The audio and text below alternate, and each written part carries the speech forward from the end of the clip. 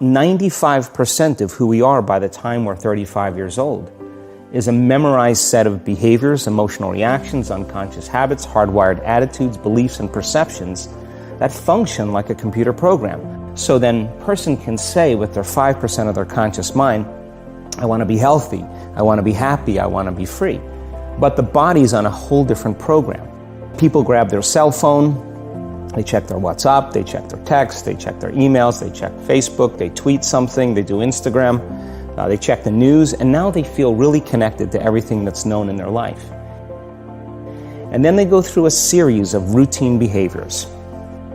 They get out of bed on the same side, they go to the toilet, they get a cup of coffee, they take a shower, they get dressed, they drive to work the same way, they do the same things, they see the same people, they push the same emotional buttons, and that becomes the routine, and it becomes like a program. So now they've lost their free will to a program, and there's no unseen hand doing it to them. So when it comes time to change, the redundancy of that cycle becomes a subconscious program. Most people then wait for crisis or trauma or disease or diagnosis. They wait for loss, some tragedy to make up their mind to change. And my message is, why wait? And you can learn and change in a state of pain and suffering, or you can learn and change in a state of joy and inspiration. And I think right now, the cool thing is that people are waking up. If you're not being defined by a vision of the future, then you're left with the old memories of the past, and you will be predictable in your life. How you think and how you feel creates your state of being. By closing your eyes and mentally rehearsing some action, if you're truly present, the brain does not know the difference between what you're imaging and what you're experiencing. So then you begin to install the neurological hardware in your brain to look like the event has already occurred. Now, your brain is no longer a record of the past. Now it's a map to the future. And if you keep doing it, priming it that way, the hardware becomes a software program. And who knows, you just may start acting like a happy person. And then I think the hardest part is to teach our body emotionally what the future will feel like ahead of the actual experience. The hardest part about change is not making the same choices you did the day before, period. And the moment you decide to make a different choice, get ready, because it's going to feel uncomfortable. So if you think 60 to 70,000 thoughts in one day, and we do, and 90% of those thoughts are the same thoughts as the day before, and you believe that your thoughts have something to do with your destiny, your life's not going to change very much, because the same thought leads to the same choice leads to the same behavior creates the same experience, and the same experience produces the same emotion. A habit is a redundant set of automatic, unconscious thoughts, behaviors, and emotions that's acquired through repetition. So if you think about it, people wake up in the morning, they begin to think about their problems. Those problems are circuits of memories in the brain. Each one of those memories are connected to people and things at certain times and places. And if the brain is a record of the past, the moment they start their day, they're already thinking in the past. Each one of those memories has an emotion. Emotions are the end product of past experiences. So the moment they recall those memories of their problems, they all of a sudden feel unhappy, they feel sad, they feel pain. Now, how you think and how you feel creates your state of being. So the person's entire state of being when they start their day is in the past. So what does that mean? The familiar past will sooner or later be predictable future. So if you believe that your thoughts have something to do with your destiny, and you can't think greater than how you feel, or feelings have become the means of thinking, by very definition of emotions, you're thinking in the past. And for the most part, you're going to keep creating the same life. I think that the bigger thing is that we keep firing and wiring those circuits.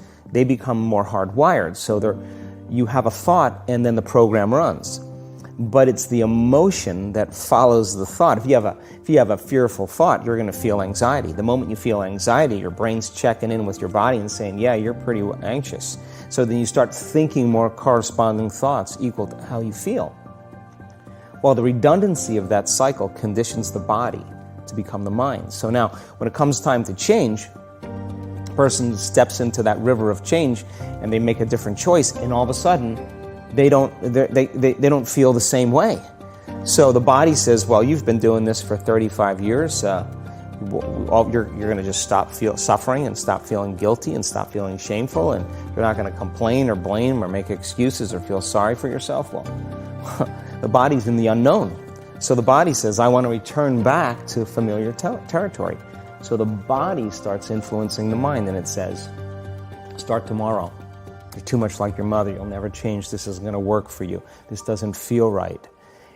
And so if you respond to that thought as if it's true, that same thought will lead to the same choice, which will lead to the same behavior, which will create the same experience, which will produce the same emotion. The stronger the emotional reaction you have to some experience in your life, the higher the emotional quotient, the more you pay attention to the cause. And the moment the brain puts all of its attention on the cause, it takes a snapshot, and that's called a memory. So long-term memories are created from very highly emotional experiences. So what happens then is that people think neurologically within the circuitry of that experience, and they feel chemically within the boundaries of those emotions. And so when you have an emotional reaction to someone or something, most people think that they can't control their emotional reaction. Well, it turns out if you allow that emotional reaction, it's called a refractory period, to last for hours or days, that's called a mood.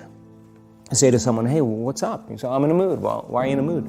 Well, I had this thing happen to me 5 days ago, and I'm having one long emotional reaction. If you keep that same emotional reaction going on for weeks or months, that's called temperament. Why is he so bitter? I don't know, let's ask him. Why is he so bitter? Why are you bitter? Well, I had this thing happen to me 9 months ago. And if you keep that same emotional reaction going on for years on end, that's called a personality trait. And so learning how to shorten your refractory period of emotional reactions is really where the work starts. So then people, when they have an event, what they do is they keep recalling the event because the emotions of stress hormones, the survival emotions, are saying pay attention to what happened because you want to be prepared if it happens again. So as you become familiar with the thoughts, the behaviors, and the emotions of the old self, you're retiring that old self. As you fire and wire new thoughts and condition the body into a new emotional state, if you do that enough times, it'll begin to become familiar to you. So it's so important, just like a garden. If you're planting a garden, you got to get rid of the weeds. You got to take the plants from the past year and you got to pull them out. The rocks that sift to the top that are like our emotional blocks, they have to be removed. The soil has to be tenderized and broken down. We have to make room to plant a new garden. So primarily, we learn the most about ourselves and others when we're uncomfortable. All organisms in nature can tolerate short-term stress. You know, a deer gets chased by a pack of coyotes. When it outruns the coyotes, it goes back to grazing and the event is over. And the definition of stress is when your brain and body are knocked out of balance, out of homeostasis. The stress response is what the body innately does to return itself back to order. So you're driving down the road, someone cuts you off, you jam on the brakes, you give them the finger, and then you settle back down and the event is over and boom, now everything's back to normal. But what if it's not a predator that's waiting for you outside the cave, but what if it's your coworker sitting right next to you? And all day long, you're turning on those chemicals because they're pushing all your emotional buttons. When you turn on the stress response and you can't turn it off, now you're headed for disease because no organism in nature can live in emergency mode for that extended period of time. It's a scientific fact that the hormones of stress downregulate genes and create disease, long-term effects.